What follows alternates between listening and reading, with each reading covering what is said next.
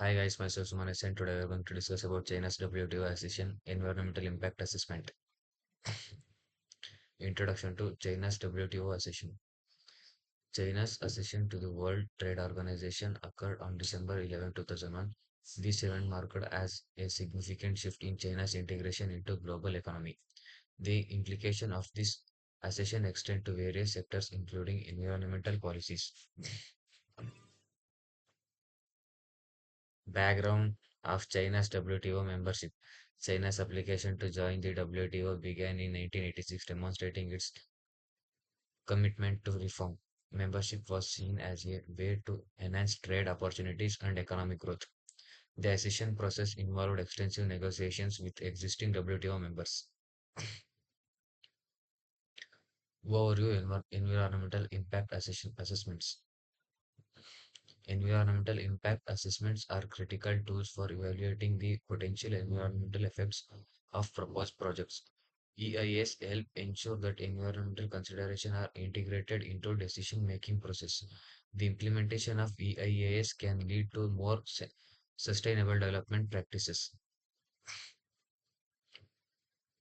EIA framework in China. China has developed its own EIA system which was formalized in Environmental Protection Law of 1989. The EIA process includes screening, scoping, impact analysis, and reporting.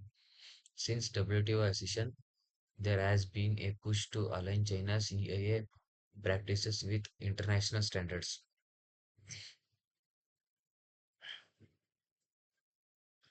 Impact of WTO accession of on China regulations. WTO accession lead to increased scrutiny of China's environmental policies and regulations.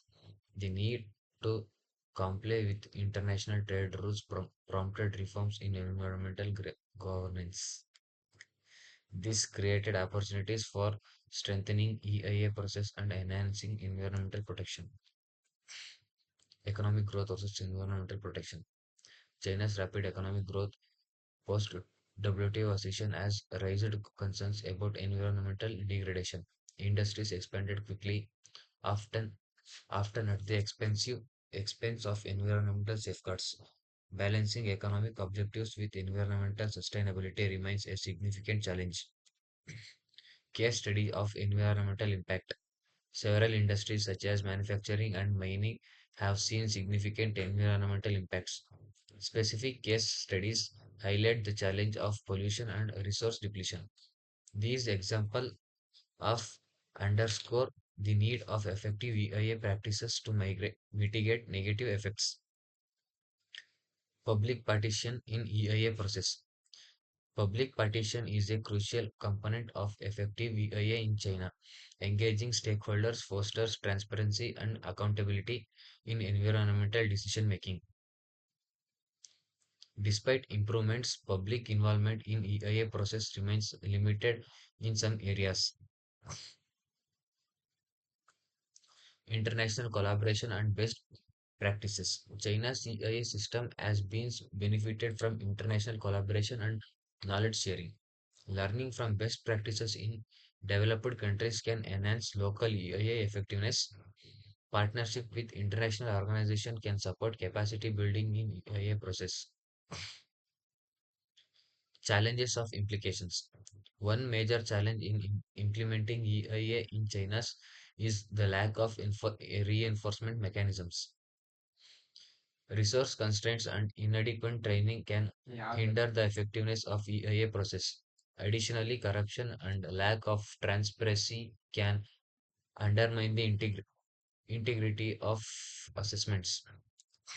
Role of technology in EIA. Advances in technology can improve the efficiency of accuracy of EIA. Geographic information system and remote sensing are valuable tools in impact assessment. Technology can facilitate data collection and stakeholder engagement in EIA process. Sector-specific EIA guidelines. Different sectors in China have unique environmental challenges requiring tailored EIA guidelines. The government has developed sector-specific EIA regulations to address these challenges. Adopting such guidelines is crucial for enhancing the effectiveness of environmental assessments. Integration of sustainable development goals. China's EIA process is increasingly aligning with the United Nations Sustainable Development Goals. Incorrupting SDGs to EIA practices can promote holistic environment management. This alignment can help address broader social, economic, and environmental issues. The role of NGO and civil society. Non-governmental organizations NGO play a vital role in advocating for environmental protection.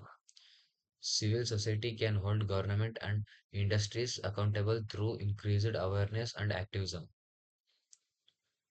Collaboration between NGO and government can enhance the effectiveness of EIA frameworks.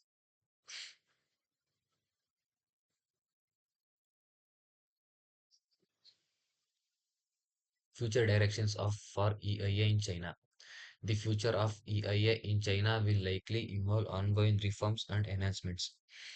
Greater emphasis on climate change adaptation and biodiversity conversion in anticipated. Continuous improvement in EIA process will be essential for sustainable development. Lessons learned from WTO Association. The experience of WTO Association offers valuable lessons for integrating trade and environment. It highlights the importance of aligning economic environmental policies. These lessons can inform future international negotiations and cooperative frameworks. Conclusion towards sustainable development. Achieving sustainable development in China requires robust EIA process post WTO accessions. Ongoing reforms and stakeholder engagement are crucial for effective environmental governance. A balanced approach between economic growth and environmental protection is essential. Thank you.